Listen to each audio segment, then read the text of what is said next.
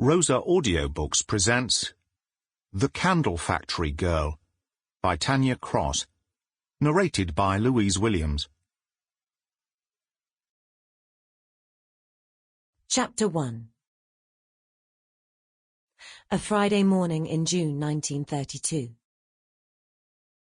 "Bloomin' heck, Hillie, can't you wait for us?" As she neared the corner of the street, Hillie Hardwick heard the hurrying footfall of her lifelong friends scurrying up behind her, and she slowed her own step. She turned round, and though she itched with exasperation, she couldn't help but smile. Gert was rushing towards her, pulling on her old fraying cardigan over her work dress as she went. Hillie could see that one of her hastily tied shoelaces had already come undone, and was threatening to trip her up. To complete the chaotic image, Gert's naturally frizzy auburn hair stood around her head in a blazing halo, flying about her shoulders in a fiery cloud. She always reminded Hillie of one of the Titian paintings they had admired together on a rare trip to the National Gallery in Trafalgar Square. It was 1932, and members of the fairer sex had been cutting their hair short for nearly 2 decades. However, these two factory girls, from the back streets of London's Battersea, had yet to catch up with the fashion. "I have been waiting for you," Hillie chided, pulling her lips back into a displeased line and resuming her brisk pace now that Gert had caught her up. "If I'd waited any longer, it would have made me late for work, and I wouldn't want to risk the consequences of that.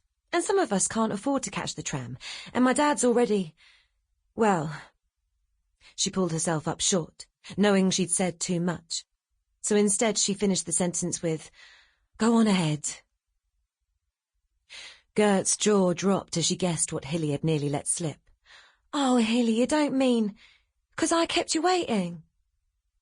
Hillie instinctively turned to her with a brief, wistful grimace as they half ran along Battersea Park Road.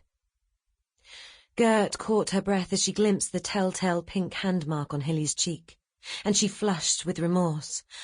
"Oh, Hillie, I'm so sorry." "It's not your fault my dad's like he is," Hillie mumbled under her breath. But Gert obviously still felt guilty. "Oh, you shouldn't have waited for us, not when you know what he's like." "Someone's got to stand up to him." Hillie said it quietly, but Gert knew there'd be no arguing. They'd had the same discussion on umpteen occasions before. Harold Hardwick was a bully, and there'd never be any changing him. Gert knew the story by heart. "Oh, me and Hillie's mum had been friends for years," her mother had told her so many times. Sample complete. Ready to continue?